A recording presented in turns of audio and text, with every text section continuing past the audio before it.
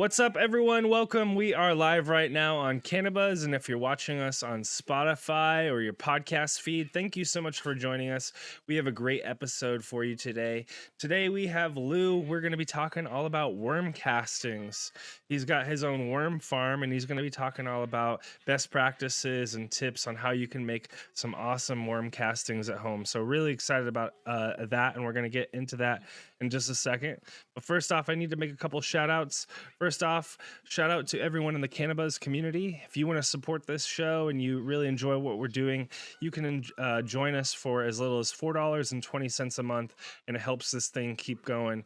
You can join us on our website at cannabuzz.app, or you can download CannaBuzz in the iOS App Store and use the code BUZZ for your first month free. We'd love to see you over there. And when you sign up or when you join, there's a sign up form in the app or in the site when you load it. Sign up there and you might get a pack of seeds in the mail one day from us. So we'd love to see you over there. Also, shout out to Lost Coast Plant Therapy. If you need an IPM spray to take down bugs, take down molds and things like that, or even just clean up your grow space, check out lostcoastplanttherapy.com or grab it at your local grow store or on Amazon. It's a really fantastic product. I've been using it at home lately because just this season outdoors has been tough. So I really appreciate their product and appreciate their support of the show. And then last shout out for me before I throw it over to JR is going to go to Tanazi over at Sacred 3 Mushrooms and TanaziGardens.com. Use the code CannaBuzz. You can get your own grow kit so you can grow your own mushrooms at home, whatever kind you want. So check out Tanazi Gardens. Use the code CannaBuzz. He's got links to everything you could need and instructions and videos. We'd love to see you over there. You can grow your own at home, and he's got everything you need. So thank you to Tanazi. And then we're going to throw it over to JR, and we'll kick off the episode. Thanks, Q. For our Tiki announcements, I just want to highlight tikicuts.com. Tiki has a really large variety of some really stellar genetics at affordable prices. He does have some higher end pricing, but if you look, you could find some low end pricing on some really good genetics. So check out tikicuts.com. And Brad over at rawgenetics.io, he has a lot of lemon stuff he's just dropped, and he's done a lot of work on the Z line. He was just on First Smoke of the Day with Umami, Purple City Genetics, and Trinity something genetics, and they did a panel, and it was really good. It was a good panel. So check out rawgenetics.io and check them out on the last First Smoke of the Day episode. Yeah, that just came out. I saw that. That was cool. Well, awesome. Thank you so much for joining us today, Lou. This is Lou from Sorry, I was trying to say Red Wiggle Farm, but that's not it. It's the Ready to Wiggle Farm, Worm Farm. Thank you so much for joining us, Lou. We like JR was saying before we started taping. I kind of dabble with making my own worm castings at home, just with one of those like Home Depot tote things, but I'm really excited to just get your pro tips on how folks can do this at home. So welcome to the show, Lou. Thank you for having me. Well, Lou, one of the things we always ask our guests when they first come on the show is kind of how you fell in love with plants, the plant, and how it's helped getting you where you are today. But today, I think it's more appropriate to say, how did you fall in love with worms, and how have the worms helped get you where you are today? Okay, so the way I got into pretty much producing worm castings, I started off with having tilapia. Maybe like 8 years ago, I got into like breeding my own blue Nile tilapia, and I had the idea that I can produce my own feed by having some red wigglers. So I started off with a small tote of those, right? And it started producing, and I started feeding my fish those at first. Then I got into using them in my garden. At first, I just got them just as a feed for my fish. But when I use them in my garden, I realized I didn't have to use any other type of fertilizers or anything like that. I didn't use any Miracle-Gro anymore. So I started growing with my mother. My mother used to always garden on the side of our house. So she used to always use Miracle-Gro. Now, when I used these to grow cucumbers, I realized I didn't need the Miracle-Gro anymore. And it amazed me how I was able to produce food without using any other chemicals. And I just kept on going with it. Before you know it, I got amazed by how much food they can do. I mean, they can consume in a day. Started off with a watermelon, put a watermelon in there. I realized within 2 days, then watermelon was pretty much gone, and it amazed me. And I just kept on getting deeper and deeper into it, and kept on breeding them, and to the point where I'm at like 60 HDX bins. That's how many I got in my garage. That's Nice. crazy. That's so cool. It's awesome. So yeah, to get kind of started and help people, like introduce people to the concept, I guess, of composting with worms or vermicomposting. Most of the time I see folks doing this with red wigglers. Is that pretty much like the only worm that people are using? Are you using other worms in conjunction with red wigglers? So I have a mix. I have some bins that do have night crawlers in them, like mixed with red wigglers, but mostly I have a mix of blue worms and red wigglers. So what are blue worms and what kind of function they do that's maybe different than our night crawlers and red wigglers that we're used to? So from my understanding, from me having them, they're pretty much just like the red wigglers, but they don't get as big. That's the only thing I don't like. Because also I fish a lot too, so I like to use my worms to go fishing. So that's another way I got into it too. But they don't get as big as the red wiggler do. They're very skinny, but they consume just as much though. That's the thing. But they're smaller. So it's like more per pound, but they're still packing out the poo. Exactly. Yep. Exactly. Yeah, but like if you fish, I wouldn't like for fishing and stuff. I wouldn't use those guys. I would use my red wigglers and my night crawlers. And now I've seen like videos of these African night crawlers that are just massive. And at our local grow shop, we can buy the castings from them. Have you seen or fucked around with those at all? I haven't messed with them at all, but I've seen them around. Those are some big worms. I haven't thought about buying them. Haven't Dude, thought they're about buying them. giant. I've never seen anything Yeah, I've like it. They're seen them. massive. I've seen them. But I honestly I don't know too much about those guys yet. So it sounds like from what you were saying earlier, you're doing this indoors, right? You've got like the totes in Now your I am garage. correct. Yeah, yeah. Yep. Now Is I there? am. Mm-hmm. Did you notice a difference in like the types of worms or the worms that work better indoor versus outdoor when you're doing this? Yeah, correct. Like depending on the temperature. So I'm in New Jersey, so I get, a little bit of Yeah. both hot and cold. So when the winter time comes, I used to have a big those what are they called? The dumpster bags Oh yeah, that you okay. can get from like Home Depot. Yeah. So Oh, I started with one of contractor those. bags. Yeah. Yeah, I think they call them but you know what I mean, what Yeah. I'm talking about. I Yeah. had one of those. That's how I started with one of those. And what I would do is that I would produce them throughout spring and summer in there, take them, whatever I produce out there, I collect, and then I'll take them into the basement. And you know what I mean? Just to Yeah. keep them living and keep Yeah. them going. Yeah. That's how I was doing it before. But now I have a whole system in the garage where I just keep them in the garage. I have a whole half of the garage where I just build shelving and they're in there all year. That's so great. Because I mean, just even from like food management strategies and waste. I mean, we produce a lot of vegetative and fruit waste that could easily be farming these folks for a little True. bit of our own sovereignty. You know what I mean? True. True. So That's how I so- get mostly. sorry, go ahead, JR. So, what are some good strategies for maintaining your moisture in your beds? And how are you monitoring it throughout the season? So honestly, I keep it real simple. At first, I used to sit there with the little moisture meter and sit there and check every single. I don't do that no more.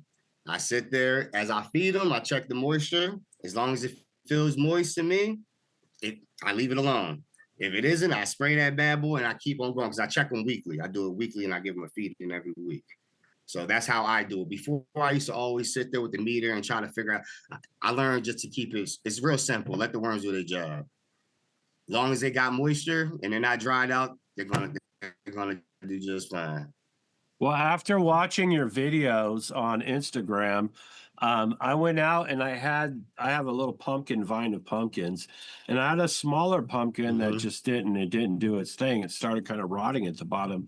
So I put that on top of the bin where I had my cannabis growing, and I checked it today, and the whole bottom of that thing is just full of mine are all earthworms. I don't have red wigglers, but they're all up in that thing, going to town on it. And I would say like a quarter of it, at least, if not half of it, is already gone.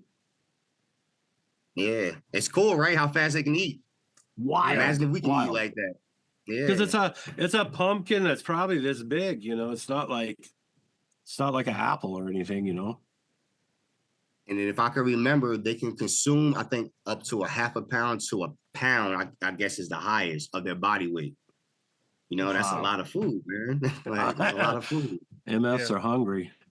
Yeah. So are you back to like feeding and moisture levels, are you layering on like do you usually use, because I haven't seen your videos yet, are you Okay. using like newspaper or like egg crate or whatever it is, like, or egg cartons, I guess. I'm using um okay, yeah, yeah, I'd love to I'm hear about using it. mostly cardboard.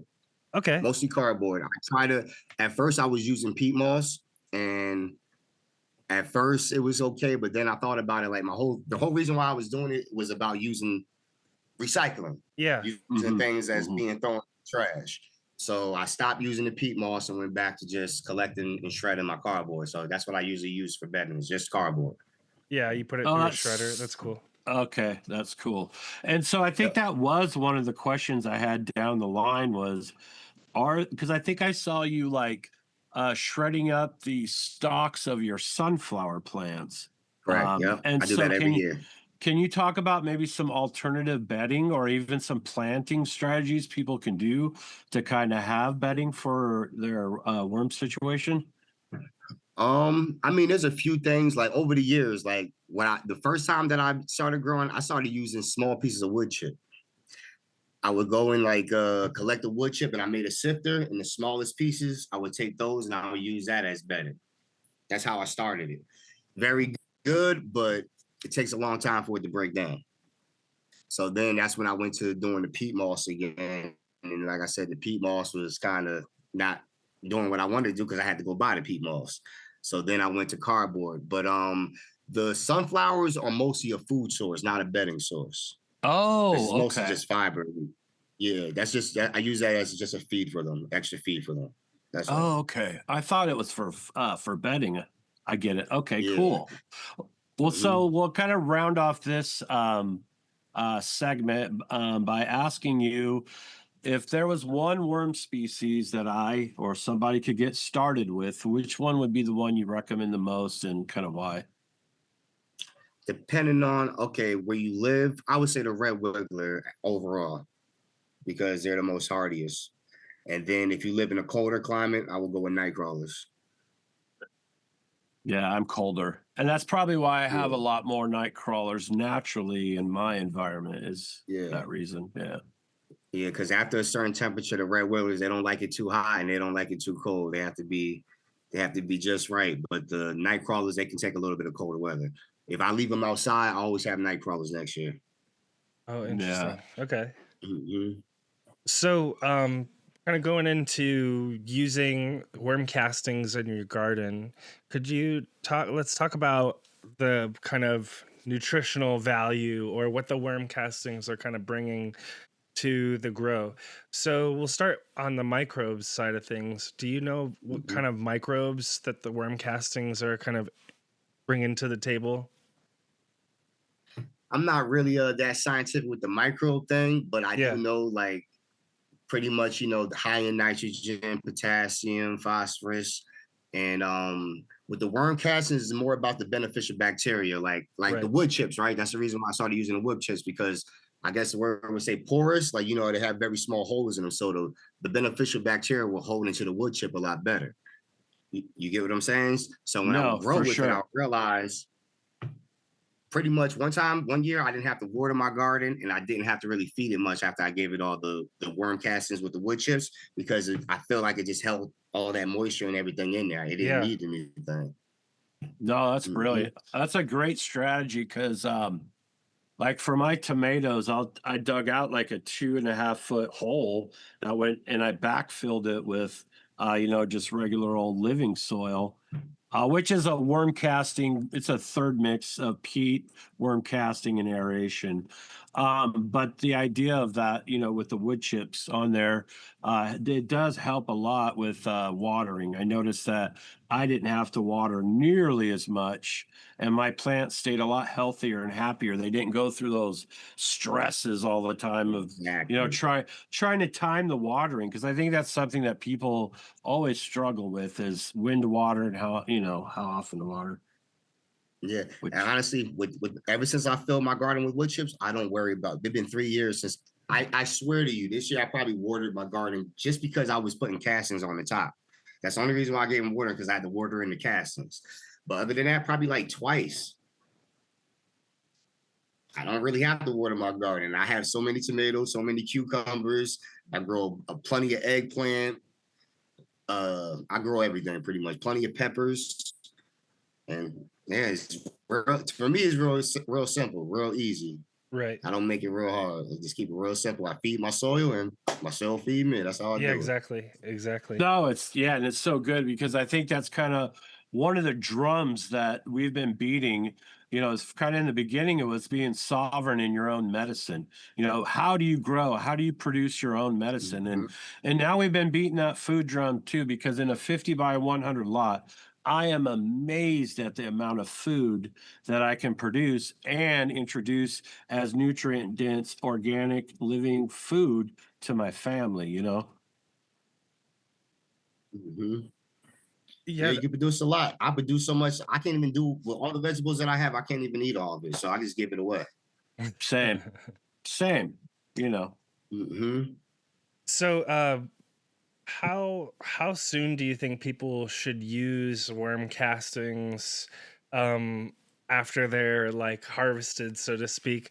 How soon do you think they should be used to kind of take advantage of those microbes and other things that are in there? Because of course, like we were talking earlier about like bagged worm castings, right? Where they're just like they get worm castings and they feed the worms whatever crap they feed the worms, probably low quality food, and then they make Hmm. it and then they put it in a bag and it sits on a pallet in the back of a hardware store or whatever Hmm. in the sun or something like that. So yeah, how quickly do you feel like people should be using worm castings to take advantage of everything in there? As soon as possible. As soon as my plants go in the ground, I give them worm castings all the way through. Right. And so if I do have excess and I kind of bagged it up, what are best storage practices and how long do you think it's viable for? I keep mine for no longer than a year. That's me Okay. though. But they Yeah. say as long as you keep it moist and you keep the microbes living, then it's fine. But after a year, me personally, I have my like a separate bin that I have just for my garden. I'll take my old castings and I'll work them through the system again. Oh, So the okay. microbes start coming back. You get what I'm saying? Yeah. And then I'll just take it and then I'll feed it right back into the system. That's actually brilliant because it will. It Hmm. will just everything that will reinoculate. That's Exactly. Yep. Come right back. cool. So, we're going to kind of move into how worms act in soils and stuff like that. So, I'm going to ask you, kind of how do worms kind of improve, the structure of your soil? Okay. So from my knowledge, they just help aerate the soil so that, as they're going through the soil and moving through there, they're dropping their castings and the plants are able to sit there and pick up the microbes from them as they're moving along and they're keeping that soil from being compact. Just like you'll never go in a bin and see your bin, real solid. As long as the worms are moving, it's going to keep that soil aerated. That's what their main job is for. Yeah. Another so on the gardening side of things, something I've noticed, like especially when I garden outside, I have like more like a living soil situation. I grow in pots, but I add worms and stuff to it. And some years, including this year, I use the blue mats watering system where it kind of just the water kind of automatically goes through the top, and I noticed Hmm. the worms like that. They like more of that moisture in that layer and kind of having that just kind of nice zone at the top. Um, or do you, I guess, have any tips for growers to kind of just have that healthy layer? Are you kind of, should people maybe like top dress a little bit or put some mulch there? I'd be curious what kind of tips you have to, I guess, add to the party there in your I soil in got your you. garden. Yeah. I got you. So the way I usually like to do it, like I said, I like to use wood chips. So I like to move the wood chips to the side, and I like to top dress with the castings. Once I top dress with the castings, then I cover it back with the wood chips to keep the wood chips. The wood chips are pretty much to help protect the microbes and keep them Yeah. down there. And I just water it in, and that's how I like to do it. And I just keep doing it that way. Yeah. I move them to the side and put the worm castings on. Do you ever, in the weed scene, there's this thing that people call like avocado tech, which is kind of like what JR was talking about earlier, where he just put the pumpkin on top of the soil and like let the worms do their thing. Do you do that sort of Hmm. thing in your garden where you just like in the weed side, they just take a half of an avocado and just put it down and kind of let the worms do their thing? Do you kind of do that in your garden? Or I do. yeah, I do everything. Like I said, I fish as well. So my man, if you dug in my garden, you'll find all type of fish heads, and I feed my soil. that's awesome. I do. Yeah. Yeah. So So that's exactly what I do. we're going to kind of move into like setting up your bins and getting things ready at home for the guy who's trying to figure it out. So just basic parts. What does a person really need to start their first bin? Okay. They need a simple 14-gallon bin. I wouldn't go too big. You don't need nothing too big because it get kind of heavy to move around and stuff like that. So I would start with a 14-gallon bin with a top on it. And I would drill sides on the side of it so that the worms have aeration and so that, everything be aerated in there. And cardboard, at least 6 to 8 inches of cardboard in there. Let that bad boy get nice and wet. Add your worms and some microbes and let them do their thing. The microbes just to So get it going. So you have a little bit. Yeah. what microbe are you adding to it? Oh, just worm castings. I would take a Oh, little bit of just worm castings other. just to get. Okay, boom, got Exactly. it. Yep. Okay, and so Exactly. Yep. when you're drilling your holes, how big are the drill hole sizes? Are they I use obviously don't get me wrong, but I use the smallest drill bit. So I think that's a 1/8, right? okay? Drill bit. Okay, And per, I drill a bunch of those on the boom, top boom, boom, sides of boom, them so they boom. have enough Yeah. air. Yeah. Yep. All around the whole top. And yep, that's how I do it. And it's like, so once the bin is going and the worms are creating some castings, are you adding the cardboard bedding on top, like in a thick Every layer or time I something like feed. okay, so it's like you put some food Every down. Are time I you feed. putting like a thin layer on top or what? I'm just covering up the food. I don't want the food to be able to be seen. First, it keeps flies and or any other bugs that might want to get to it. Yeah. Keeps all that down. You don't want any of that. So I cover it. As long as the food's covered, that's how I do it. And that it's pretty much 50-50. Your nitrogen and your come on, I'm trying to think. Carbon? Your carbon. Yeah, yeah. Yeah. So yeah, as long as I'm 50-50 with it, I look like it's cool. Okay. That was kind of where we were leading with our next question is fungus gnats and mites and stuff like that can be an issue. So Right. your basic strategy for fungus gnat control is just the cardboard? Yeah, as long as you don't have it too wet. Yep. They don't like it. They just have to be the right moisture. Okay. And then on the moisture side, it sounds like we're just kind of reiterating what you just said a minute ago, where you're striking that balance, like in terms of, because like with a worm bin, I've been there. It's easy to get it out of balance where you have a bunch of water on the Mm-hmm. bottom of it or something like that. Right. So you're making sure that you've got that balance between like your cardboard and your big chunk of watermelon or whatever it is that you just threw in there. Correct. Yep. And I Okay. just checking. As long as that bad boy's not soggy, and you can tell if it's getting anaerobic, you can smell it. So, Yeah. but I only had one bin ever go bad on me. and that's because I left it in the sun. And so you can pretty much do like a lift test where you can lift the bin and know, oh, okay, I need to add, or do you just look at it, I feel open it, it and up then and you, I feel it. I feel it, yeah, and I gotta yeah. feel it, yeah. Hmm. I'd love to dive in, throw in a question here about like the food that you like to feed, because there's like there's YouTube channels that I've watched in the past. There's like this one dude in particular that does worm bins that I've come across on YouTube, and I see people use all sorts of things. Like this guy in particular, he one of the things he did that I thought was interesting is he took eggshells, he baked them so that they're easier to crush up or whatever, and then he would grind them up in a coffee grinder and feed those to the worms in addition to like whatever Right. else. I thought that was interesting Hmm. because like it basically kind of introduced me to the idea of making, well, he was calling it worm chow. He had some other stuff that he made. I've taken, because I'm a weed grower, organic weed grower, I might have like a, what do you call it, a nutrient mix, like with build a soil craft blend mix or whatever. Maybe instead Hmm. of mixing that into my soil like I would usually, maybe I feed it to the worms first and kind of have this like packed worm castings. Are you doing that sort of stuff? I'd love to hear, like, basically my long ass question boils down to, how are you kind of adding nutrients to the worm castings, or are you kind of focused much on kind of the inputs into the worm castings? Pretty much, I just focus on having a steady supply. So pretty much, I have a couple convenience stores and restaurants, and I get the same type of fruits and vegetables from all the time. And it's the same supply every time, pretty much, and that's how I do that. But I don't really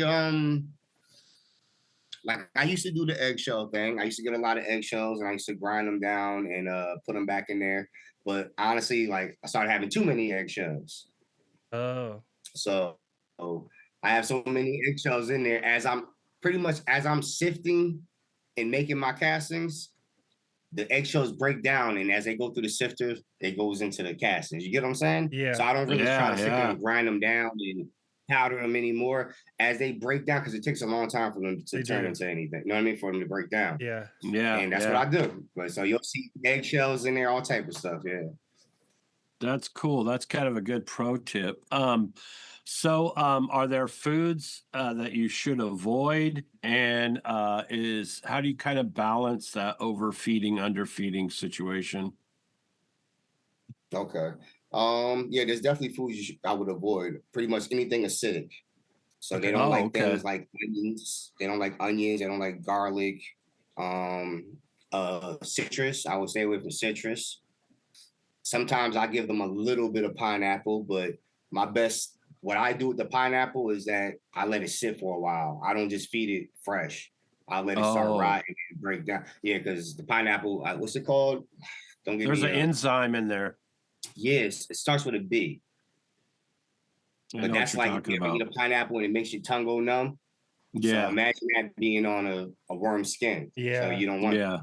it can kill them. So I try to avoid that. And if I do have it, I'll let it sit and let it start decomposing it by itself already. And then I'll throw it in the bin. And Do I'll you, put other things in the bin so that they'll stay away from that until they feel it's safe to go and eat the pineapple. oh, Because that's the cool. worms will pick and Oh, choose. okay. I get it. I Yeah, get it. they'll Mhm. prioritize. Um, Exactly. do you use coffee grounds much? Because I've thought about this, because there's a Starbucks like not like probably a couple 100 feet from my house practically, Mhm. and when you drive by it on certain days of the week, their compost bin is like literally overflowing with coffee grounds, and I've thought about just driving up someday and just filling something up with coffee grounds. Do you use coffee grounds in your worm castings, or are you getting that free food from the restaurants or whatever you've got the hookup with? I do because I'm a coffee drinker. So anything that I produce, they get worm cast. I mean, no coffee grounds for me. But mostly the input is from the restaurants and the convenience stores that I collect the fruits and vegetables from. Nice. I think that's really Mhm. cool that people in the community can do that. Like my nephew has a little tiny hog farm, and he hooks up with Costco and the local breweries. Like the breweries give you spent grain all the time. Is that Right. something you could use in a bin? Yeah, you can. I used to. We used to have a brewery right here about a block away from me, but they just shut down. And they used to give me their spent grain, and the worms love that They stuff. do? They'll go. They love that stuff, bro. They'll go through them grains like they love it, bro. Okay. They love it just It's like they love watermelon. it's all fermented and sweet. Yeah. Yeah, They they mu- go for it, bro. You'll have so many. If you were to just use that, if I was able to just get that, I would. Yeah, my population would probably explode. Wow. So, do you find when you're fishing they're drunk worms, or are they good to go? Yeah. That's They awesome. probably do get. They probably do feel a little something off of it. Little buzz. You think? That's a great idea though, because there are, not as much maybe as there was 10 years ago, but there still are a lot of like microbreweries all over the place, including one Hmm. in my town that just opened up. And I did get in touch with the brewmaster guy that they hired, and it sounded like Oh, really he cool. could hook me up every once in a while. So I'm gonna have to try that. Hey, I'd Yeah. like to have him on Q and talk about ferments and fermentation. That'd be all right, I great. could consider that. Well, okay, so last couple questions about making your own worm castings, just so we can make sure people get some good tips. Hmm. Are there like what's your like best temperature range that you think people should try to stay within that's gonna keep your worms happy? I would say in the 70, 75, no higher than 80 degrees Fahrenheit. And so, what are your strategies for winter when you got a garage full of worms? Are they kind of keep making their own heat? I put a heater in that bad boy. And Yeah, also my yeah. garage, my other half of my garage, that's where I have my worm casting business at. So it's always going to need to be warm in here. I'm always in here, so they're fine. If I'm warm, they warm. So we cool. Oh, Yeah, okay, cool. that's how it is with the cannabis. If I go in the room and I feel comfortable, then I know they're comfortable. Yep. Yeah, we'll be just fine. So let's get we're gonna kind of kick into one of our last couple sections here. We were gonna talk about a topic that kind of comes up on the sorry, the weed growing side. Is people will talk about vermicompost, they talk about making compost teas, and then there's this thing called worm leachate that people talk about. Hmm. That's like sometimes it's kind of confusing for folks like what that is. So I guess let's start there. What is worm leachate, and how would people use that in their garden or whatever? Okay. So worm leachate is pretty much highly concentrated worm excrete. So let's say if I have a bin, right? I have the bin. As the worms are eating the vegetable scraps and all that, they're pooping and peeing all that stuff out, right? So all that moisture comes to the bottom. That's your leachate. All that heavy concentrated worm tea. Pretty much that's all it is. It's very strong worm tea. Yeah. That's leachate.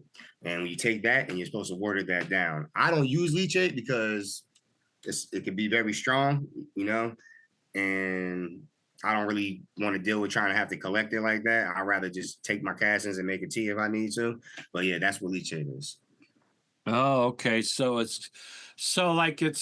like you could literally set like almost like a way to drain it out the bottom Correct. if you Yep. wanted to. Okay. Yep. And so you're saying that it's very high in nutrition as well as microbial content. Correct. Yep. Very high. Wow. And so you have to be careful in the way that you water it down and stuff like that. Are there certain foods you can feed that kind of target certain nutritional needs? Like, say, I'm in the end or middle to the end of the season, my plants are going into flower. I know they need a higher phosphorus load and sulfur content. Are there feeding strategies you can do that kind of help tailor that? So I never did a science experiment like that, but my knowledge and from what I would believe is that you are what you eat, right? So if you feed it things that have phosphorus, then it should put out phosphorus. That's the way I look at it. Yeah. That's so since I'm new to what you're doing with the worm farm, it sounds like you're packaging up the worm castings, right? And you're like selling them to But, folks. That's mm-hmm. that because you were just making me think of like there's like your base castings and then there's like your worm castings that have been, I don't know, fortified with nutrients or something like that that people could Mm-hmm. make for their mix. That's interesting.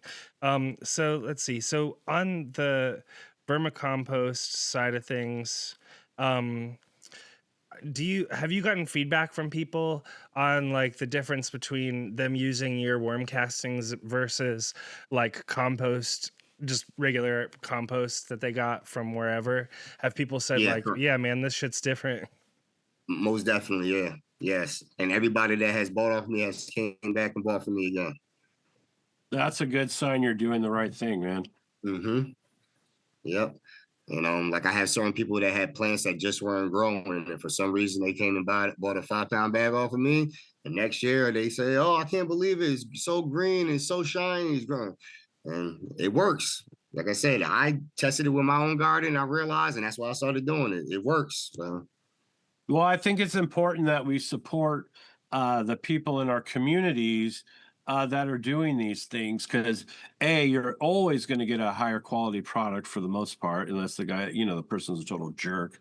But mm-hmm. in reality, you're going to support local not only in your food choices, but in the way you grow your food. Because, like, I've been growing for 20 years and I've never had a worm bed. So it's like I buy worm castings, I don't make them. And so I think for us, finding those local people or even people over the internet that we can support, it makes it to where it's not one monopolized product by one dude who's doing everything. You know what I mean? Yeah, and those guys don't care what they're doing. They just want to pump out a product, so they don't care. Yeah, that's what I worry about. Like, because you can get worm castings from various parts of the country where I'm sure people have like gigantic worm farms, and Mm-hmm. I imagine most of the time they're using like green waste that they get from their local municipal system or something. I live out near Napa. I think there's a worm farm in Napa County somewhere, and I think they just use like vines from the wineries or something like that. And I Okay. imagine there's just like a huge difference in nutritional quality across all these things, between Yeah, your depending where like you're at is what. yeah, exactly. Yep. Like even with me, like I was experimenting with like I thought it was cool with my friend had a pond and he would have like algae and stuff. You know how when your pond has that algae bloom and all that? Yeah. I started a bit with that. And I just wanted to see if I can, you know what I mean? If they would eat it in the first place.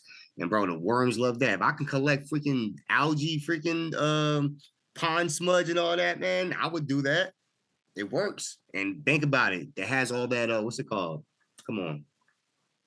What's the seaweed having it? Oh You know yeah. how like all the crustaceans and stuff, they use it for growing. Like Right. same thing. Same thing. Yeah, it's super interesting. Yeah, it's totally right that you're taking the nutrition from these plants and animals and whatnot. You're giving it to Mm-hmm. your worms and then giving that back to your plants. And Yep. do you have like best practices for people who do introduce meat into their worm system? Oh, I don't really do meat. I stay away from the meat. That's just me. I know you can, but just me producing in the house and stuff like that, I wouldn't do the meat. If I had like a big farm where I was producing outdoors, maybe, but yeah, not indoors. I would stay away from it indoors. And that's because it'll go anaerobic and make your bin Yeah, you rotten. got chances of other, critters wanting to come in your house and find it. I would stay away from meat. That's good. That's good advice. It's good advice. Yeah, stick with the veggies.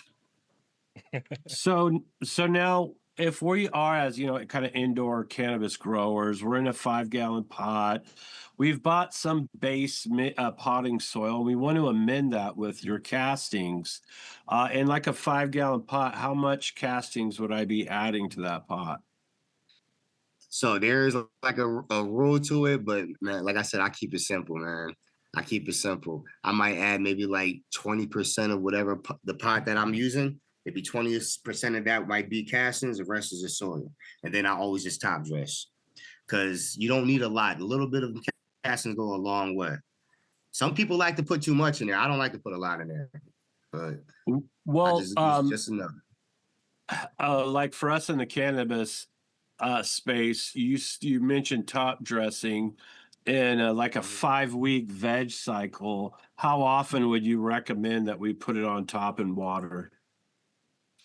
Depending on how much you can. That's how I do Okay. it. So like every I do week, it once a weekly, every week. couple Yep. weeks? Yeah. I do it Okay. once a week. I take a handful, top dress on top, water it in every week. Okay. That's Brilliant. cool. Yeah, Brilliant. once you're making your own and you've got enough, might as well. Yeah. Yeah, just kind of like inoculate it, add some Yep. nutrients, some life to the party. Um, And you can tell when your plants need more nitrogen. Like, go off of that. You can tell when, you know what I mean? Your plant's Yeah. not looking too green. Give it some nitrogen. Give it some castings. And there's usually a bit of a delay, or is it pretty instant that you start seeing results? I usually see within a couple of days, next day, Yeah. couple of days. Yeah. That's great. We're kind of coming in our last couple questions, so I wanted to throw in one that came to mind because I've got different kinds of worm bins. There's like this basic plastic tiered green one that you can get online or whatever. They're like $130. And those which have, one you're talking about. yeah, exactly. And those have like the leachate collector thing on the bottom. It's kind of cool, but it's small. So I kind of got tired of that and I upgraded to just like a giant, 40-gallon Home Depot tote or whatever it is. And I just kind of have them all in there, and it's not layered, so I'm not like moving worms through layers like the other one where it's a vertical kind of layered thing that you're trying to get worms to move through or whatever. Are you doing layered worm bins, or are you really, because I guess another strategy is you have your whole bin and you put food on one end and just try to get the worms to move to the other end, and then you kind of harvest from the opposite end. Is that what you're doing? No, pretty much. Like I said, I keep it real simple. I just keep moving around. I like to feed on the edges of my bins. So I just every week, this spot, I look, see if the food's gone, feed in another spot, and I just keep going around the edges. I feed around the edges. Okay. But That's then what how about when you that's just harvest? how Are you just harvesting all the worm I take the whole castings? bin. Okay. Yeah, I do it all one by bin. That's how I do it. I don't all that migrating is be too.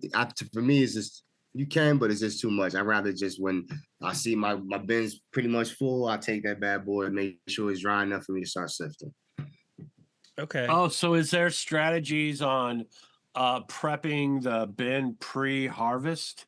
So like say Yeah. I know things are going to go down. I want to harvest these castings. Are there certain tips or strategies that you could tell us for doing the harvesting process? Yeah, within like a week or two before I know I'm about to start harvesting, I start checking that moisture more, and I'm starting to add more cardboard to it so that the cardboard can suck up some of that moisture if it needs to. And then by the time within 2 weeks, I can feel it, and as long as it's nice and fluffy, then I can sift it through my sifter. But if it's too wet, I can't sift it. It'd be too wet. It won't go through right. I'll be sitting there all day trying to make some castings. Yeah. Are you going in there and mixing it up, or are you letting the Yeah, worms mix it? Oh, okay, you're I mix mixing it it. up. Yeah, I mix it too. Yeah. As I feed, before I feed a new feed, I'll mix it up, fluff it up a little bit, and then I'll feed. Are you doing that And by so hand? Sorry, with like gloves or something? Because yeah, With I don't want to gloves, yeah. like cut up a bunch of worms. I used to be in there with my hands, but then I started using gloves. But yeah, I Yeah. go in there with my gloves and I fluff it up. Yep. Yeah. I'm a fisherman, man, so it's nothing for me to touch worms, man. Sure. I'm sitting there, yeah. To me, it's nothing. so when you're doing your sifting process for a basic home guy, what is a good strategy for setting up a sifter? For home, I would just go buy me a little small thing. What's it? A 1/8 screen, and I'll just get one of those little pans. Man, you can go big with it. I took one of those concrete shakers. I don't know what they're exactly called. On Amazon. I bought one of those. I built a whole little slide that was about, I think it's 8 feet long. And I went and bought steel, pretty much it's like it's not screen mesh, but it's like steel plates with 1/8 holes in them, perforated holes. I built a whole line, bro, where I can from the top I can shake it and it Shake it goes down the down. line. Yeah. Yep, and then it collects. I had the whole thing, but I've done it all. But if you're at home doing it, just buy your little sifter off Amazon and sift your castings like that. Sift it up. That's sweet. Mm-hmm. That's sweet. So, what's your vision for what you're doing in the future, but also kind of worm farming in general? I feel like you're highlighting a cool opportunity that I feel like is could be emerging in communities all over the world where people But could like provide worm castings for themselves and their local community, leveraging or using food and things like that, scraps from their local restaurants. It's pretty awesome, this like whole ecosystem that you've created. correct. Yeah, and that's my vision with it. I do want to I want to build a big farm. That's my plan with it. To have a big farm where here in my town we're getting all the restaurants instead of throwing the waste away. They're either coming to drop it off to us or we have a pickup service where we're going to pick up the castings from them weekly, just like how the garbage man comes to your house and picks up your garbage. And we're turning all these scraps in our town into high quality fertilizer to feed people or for people to smoke with. Yeah, exactly. Well, and I just, Hmm. when we've got a Home Depot and a Lowe's here in town, and you see people load up their truck with these bags of whatever, and you just know they're spending so much money per bag. It's like unreal how much when you buy these materials per bag, how much people are spending. And not only that, Hmm. it's low quality material. So if you could get a local gardener who wants to add a bunch of compost to their whole backyard garden to get ready for the season, if they could get, a truckload or whatever of vermicompost, and that'd be way better than whatever crap that you're getting from Home Depot. Correct. Yeah. And Way better. I seen, I think it was like a Dirty Jobs episode where the hog farmer had hooked up with all the casinos and buffets and all that shit. And he was getting all that extra waste and he was feeding it to his hogs and making money off the hogs. So I could see this being that same principle where you can utilize, local food scraps and local sources to create, your own side hustle or your own Yeah. side lane. I think that's brilliant. Yep. Thank you. Well, where can people learn more about you or follow you online? It sounds like JR is already following you on Instagram. Where can folks check you out? Yeah, right now that's why I'm on Instagram, and I do have a website that I'm working on. It's still being worked on, but Get I it. do have a website. It's readytowiggle.com. And if you're local, yeah, you can order from us on there and come pick it up for me straight from my house. And also we'll ship it out to you too. Very cool. Hell yeah. Hell yeah. We we've got a few listeners in Jersey, so that's Okay. excellent. Well, thank you so much for your time today, Lou. It's really awesome to talk to you. I hope it inspired folks to try this themselves, try to make their own worm castings. Or if they're not feeling up to it, maybe they can go to your website and order some worm castings of their own. But yeah, just real pleasure to talk to you tonight. I appreciate your time. Thank you, man. I appreciate you having me. Yeah. JR, thanks for putting together today's episode. Thanks to all of the sponsors who help keep CannaBuzz going. Thanks to everyone in the CannaBuzz community on our YouTube channel, on Spotify, and on our podcast feed. We really appreciate you guys. We've got more and more episodes coming out in the future. And as always, JR, Growers love.